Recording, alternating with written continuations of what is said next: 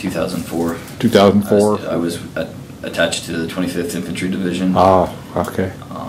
So... You're 11 Bravo? Yes. Okay. Infantry. So, I met up with my unit in Afghanistan, and then we came back after a year deployment, started prepping for our next in Iraq before I got wounded by an IED that went off, you know. Were you in a vehicle? Or? I was in an up-armored Humvee. Okay. And I was blown out of the vehicle when it detonated. And how far did you, how far were you blown?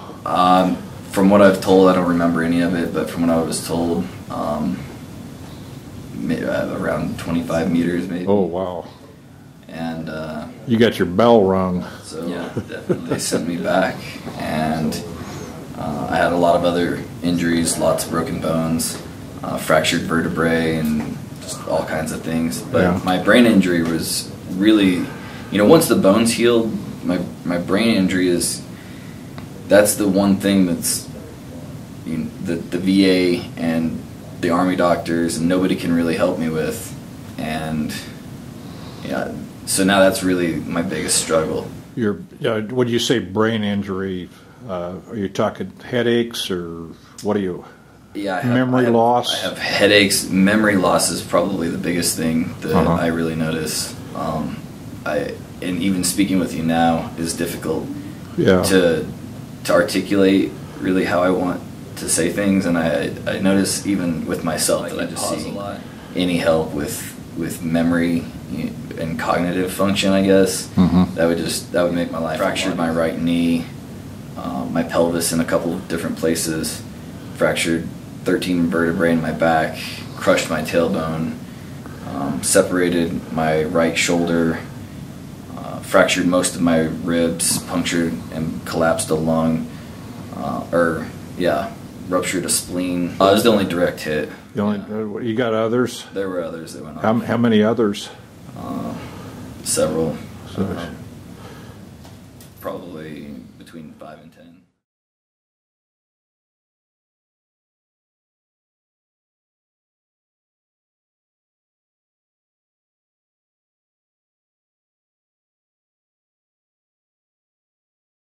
Okay. Now, how long is this process going to be, Eddie? It's going to take about 10 minutes for compression. Then we'll put him on oxygen, and he'll be on 100% oxygen for an hour. And then we'll have him take the hood off, and we'll decompress, bring him back up to surface, and that will take about another 10 minutes.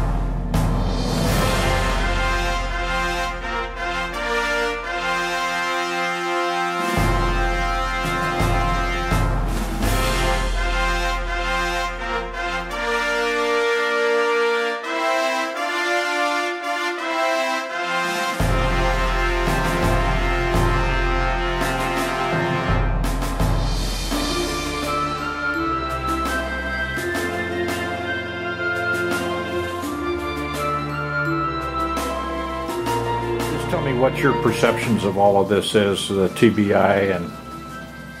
Well, before I met him, I had no idea what TBI was. I was in Guatemala, I was definitely aware of the wars, but I did not know of the impact these IEDs had on these soldiers.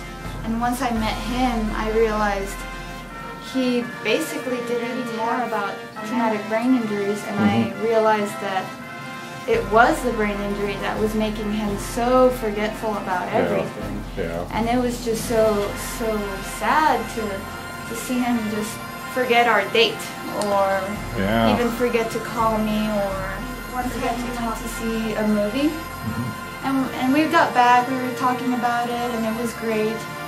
And then we sat on the couch, and a commercial comes up on TV.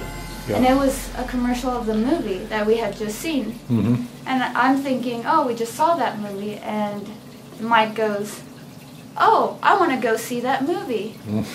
And I just turned to him and I said, we just saw that movie. I guess a few mental hours function, capacity. I'm pretty happy with where I'm at right now. A few more maintenance treatments, I think, would probably help. If I could ask you this, I know that some of the guys may be apprehensive because they don't know what this treatment's like, and did you experience any of that when you first learned about HBOT? Experience what? Like some apprehension? Yeah, not knowing really what the treatment would do, or... Yeah, I mean, coming into it, I had no idea. I just knew I wanted to give it a shot. I knew I was not happy with where I was at, and that I needed something. And I tried, I tried everything that was really available, everything that I'd been told about. I tried treatment as far as, therapy and medications, and I had tried going to speech pathology, where they tried to give me different tools to use and basically ways to skirt around the issues. I would go and they would recommend certain products, maybe writing things down more often. Post-it notes. Yeah. And just ways of trying to cope with having a brain injury rather than addressing the issue, which is the injured brain. And this finally here at the Rocky Mountain Hyperbaric Institute, I'm getting like real treatment that is actually definitely helping.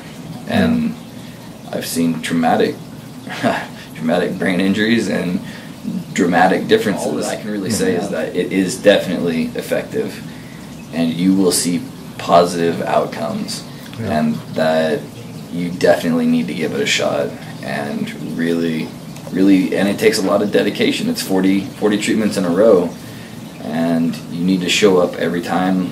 I did.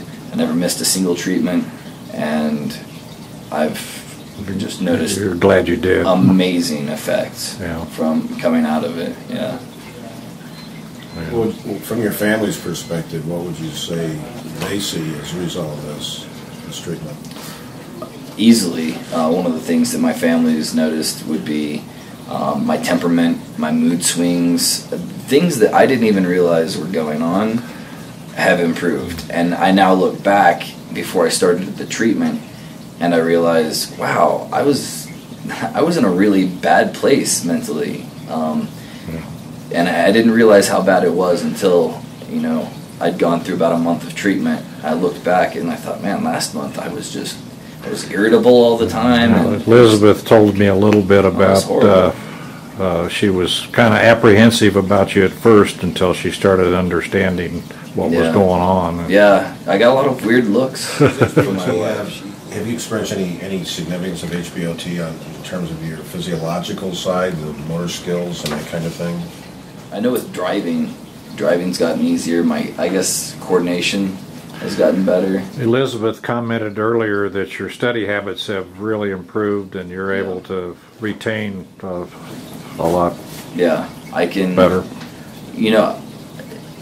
My study habits are completely different than before I started receiving treatment.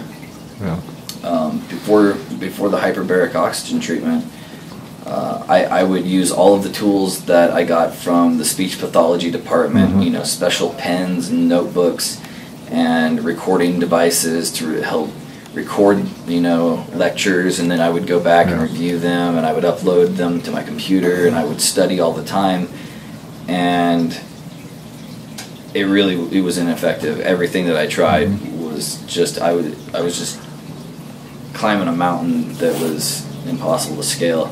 Yeah. But now I got kind of brave and kind of cocky, and now I don't write things down in class. I sit there and I think, if I just pay attention, I'll be able to retain this. Yeah. And and I don't want the writing to get in my way.